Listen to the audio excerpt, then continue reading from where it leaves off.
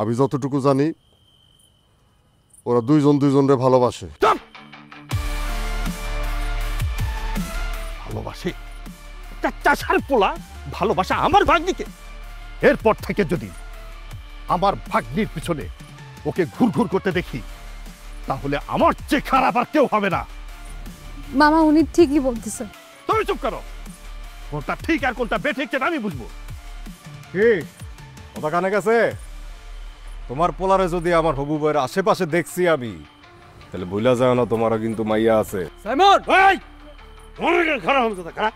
কত বড় সাহস! আমরা ময়মরব্বী কথা কইতেছি, এর মধ্যে তুই। রেজাউল, এই ঘটনার এখানেই ইতি টানো।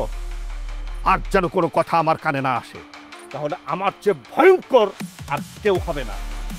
তুমি আমাকে সরল চোখে দেখেছো, কিন্তু আমার বিভৎস রূপ তুমি দেখোনি। প্রতি বিকালে দুপুরের হাতে এই চাটা একদম পুরো জমে যায় মামা। নূপুর সবসময় এরকম সুন্দর চা বানায়, তাই না নূপুর? এরকম কিছুই না। এরকম কিছুই তাই না? না না, চা সবসময় ও ভালো বানায়। আচ্ছা, এটা বললে কি হয় যে আমি তো আসার জন্য স্পেশাল করে চা বানাচ্ছে?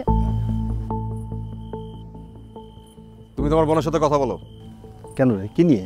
তোমরা কি কথা বলছো আমার বিয়ের ব্যাপারে? তুমি তো খালকেটে কুমির আনতেছো। তোমার আদরের ভাগ্নি গ্রামে আরেক ছেলের হাত ধরে সারা গ্রামের মাঠঘাট ঘুরে বেড়াইতেছে। তার মানে জিজ্ঞেস করো। কেন রে মা, এসব কি শুনছি? তুমি জানো না সাইমনের সঙ্গে তোমার ছোটবেলা থেকেই বিয়ে ঠিক হয়ে আছে? না মামা, আমি এই ব্যাপারে কিছু জানি না। কেন, তোমার মা তোমাকে কিছু বলেনি? না, হয়তো বলেছে, আমি তেমন গুরুত্ব দিইনি। দেখেন, আমি একজন ইন্ডিপেন্ডেন্ট মানুষ, আমার নিজস্ব ইচ্ছে আছে, মতামত আছে, এবং আমি সেই অনুযায়ী সবসময় চলি। আর বিয়ে সবচেয়ে গুরুত্বপূর্ণ একটা ব্যাপার। এই ব্যাপারে আমার মতামত সবার একই থাকার কথা। সেখানে ছোটবেলায় কোনটা ঠিক হয়ে আছে না আছে সেটা কোনো আসলে মানে দাঁড়ায় না। সেগুলো অনেক আগের কথা, যুগ পাল্টেছে। তুমি তোমার মাকে জিজ্ঞাসা করো, এখন টেলিফোন করো, তোমাকে এখানে কেন পাঠাইয়েছে বা আমি তোমাকে কেন এনেছি। যাতে সাইমনের সঙ্গে তোমার সম্পর্ক ভালো হয়, একটা ভালো সম্পর্ক তৈরি হয়, সম্পর্কটা ইজি হয়, এই জন্যই তোমাকে এনেছি। আর তুমি এখানে এসে কী করেছো? আর একটা ছেলের হাত ধরে মাঠে ঘাটে ঘুরে বেড়াচ্ছ, এটা কি ঠিক হচ্ছে? এই অঞ্চলের আমি একজন চেয়ারম্যান, তোমার একটা প্রেস্টিজের ব্যাপার হয়ে গেছে। দেখেন মামা, আপনি অঞ্চলের চেয়ারম্যান হতেই পারেন, কিন্তু আমি এখানে আমার মামার বাড়িতে বেড়াতে এসেছি। এখানে আমি আমার ইচ্ছে মতো ঘুরবো, আমি যেখানে খুশি যেতে পারি সেখানে। আর তার থেকে বড় কথা যেটা বললেন, এখানে এনেছেন সম্পর্ক ভালো করার জন্য। আপনি একবার দেখলেন সাইমন ভাই আমার সাথে কিভাবে কথা বললো? উনি আমাকে কি পরিমাণ অসম্মান করে কথা বললো, আপনি সেটা একবার দেখলেন?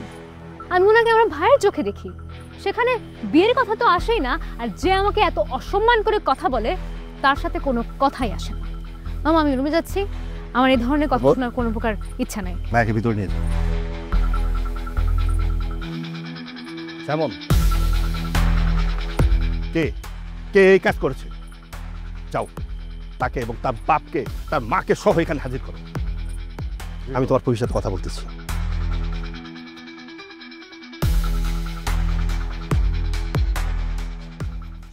দাদা বাদাম দে, এইভাবে গ্রামে পড়ে থেকে তোর জীবনটা ধ্বংস করছিস।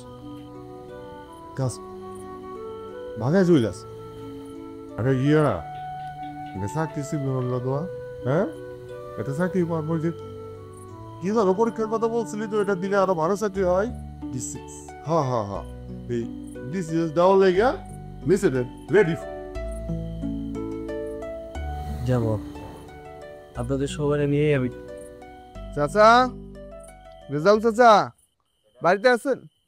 বাপরে বাপ, বাপু তো এনেই বই আছেন না? চেয়ারম্যান সাহেব ডাকে বাড়াইছে। চেয়ারম্যান সাহেব ডাকছে কেন? কেন ডাকছে, কি আকাঙ্ক্ষম করছো এটা তো আর আমি কইতে পারবো না। মানে গেলে টেড্ডা পাবা, আমাকে যাইতে হবে 14 গোষ্ঠী সহ। আহ, দেরি করো না।